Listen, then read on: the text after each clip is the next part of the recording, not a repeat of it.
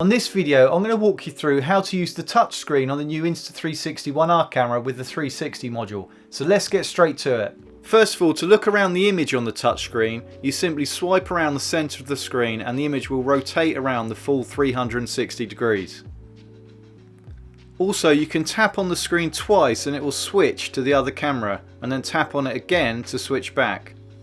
There are three ways to go back to a previous screen, and you will either have to select the tick icon or swipe away with your finger from the small line that appears at the bottom, top or side of the touchscreen. Or if you make a selection, it will go back to the main screen. So if you select camera or if you select photo, it will then go back to the main screen. The menu screen is operated using a swipe of your finger in different directions, which brings up different sections of the menu.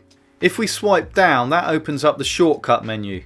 On page 1 you can adjust the screen brightness with this icon. You can turn the touch screen on and off by locking the screen to avoid accidental screen touches. You can turn the LEDs on and off by selecting this icon. And you can turn the screen auto rotate on or off here. And this means that when you rotate the camera that the menu also rotates. To get to page 2 of the menu we can swipe left with our finger. On page 2 we can turn quick capture on and off. And quick capture means that when the camera's off, all we need to do is press the record button and then the camera will switch itself on and start recording. You can also turn on voice activation so you can start and stop recording using the sound of your voice. The cog at the bottom of page 2 is the settings menu. In settings you can adjust anti-flicker from 60Hz to 50Hz.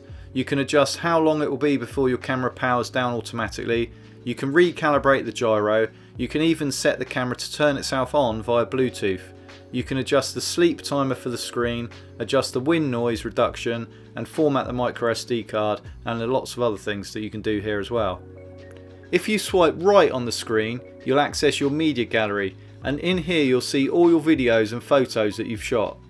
Swipe left on the main screen and you can adjust your camera's settings. So you can adjust white balance, exposure value, set the maximum ISO, adjust the shutter, and when shooting video this is also where you can turn on log mode, which will give you a flat image and maximum dynamic range. And you can then add a LUT later using editing software.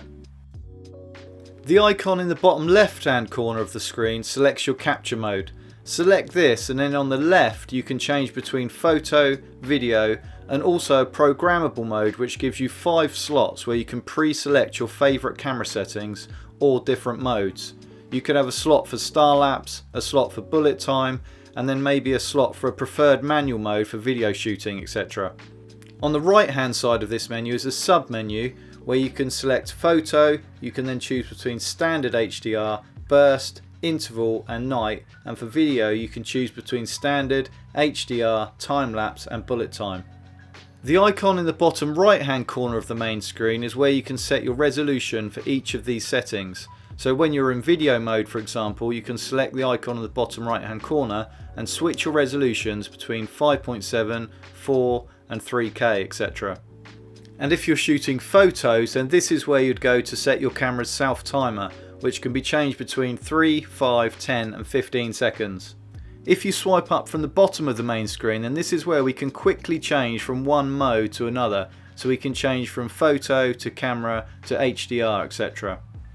I hope now you're more confident finding your way around the touchscreen on the new camera. My name's Rich from insta360. Please hit the subscribe button so you're told straight away when I upload more 360 content, and I'll see you on the next video.